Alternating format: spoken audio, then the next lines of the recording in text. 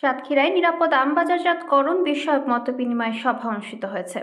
এ সময় সর্বসম্মতিক্রমে আম সংগ্রহের ক্যালেন্ডার নির্ধারণ করা হয়।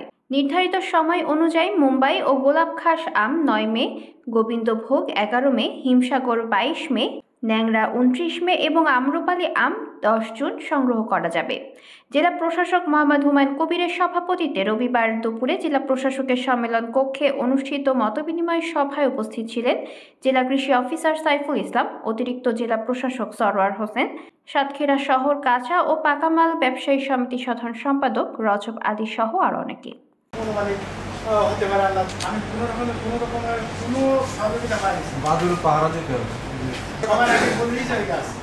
সর্বপ্রথম সবার আগে বলে দিয়েছে ওই এলাকায় যত বাজারে হয়তো কিছু কিছু পেকেছে, আবার একই গাছে কিছু আম একটু আগে 10টা আম পাকানো।